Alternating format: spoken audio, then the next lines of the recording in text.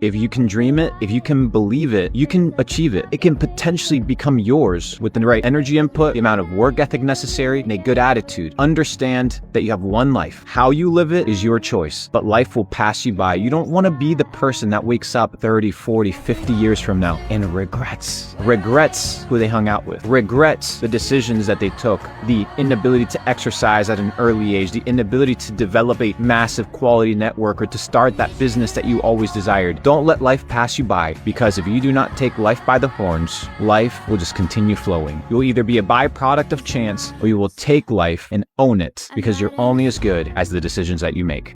You have to sacrifice who you are today for who you want to become tomorrow. There's a verse in the Bible that says, when I became a man, I put away childish things. You can't become the best version of yourself unless you're willing to neglect who you are today. The bad habits, the bad friendships, the bad relationships, the bad ideas, the bad mindset. There is a price to success. It hurts. Like, you've had to neglect friends. You've had to neglect certain comments from family members.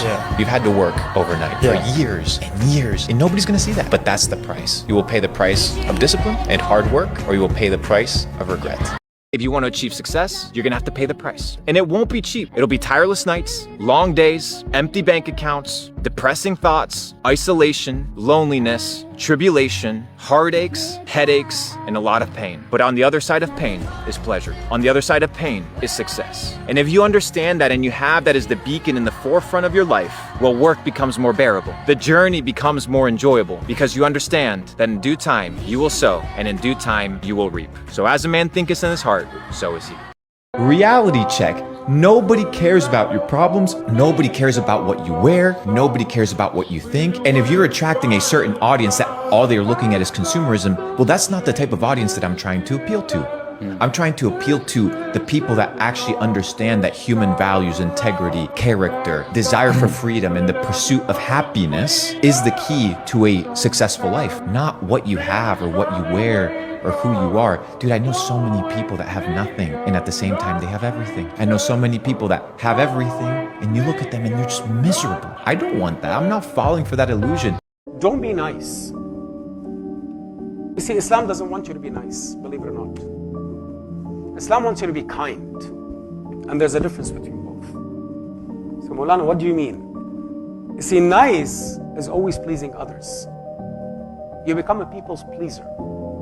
When you become a people's pleaser, expect to be hurt a lot, and expect to be walked all over all the time. Nice is giving someone what they demand, regardless whether it's good for them or not. Kind is performing acts of goodness to someone, regardless whether they view it as something that they need or not. You can't cheat it. You could cheat your way through school. You could cheat your way through lying to your parents. But it's like fighting. It's like the gym. You got to show up. And if you don't show up, the moment that you have to prove yourself, you fall. If you want to be a real entrepreneur, go actually start a business. Go work for somebody. Go be a number 2. Go be a number 3 in a company. Figure out the basics of accounting, like the simple shit. And then from there, you gain the confidence to what? To talk about what you know. Not to talk about what you've heard. Talk about what you know with conviction.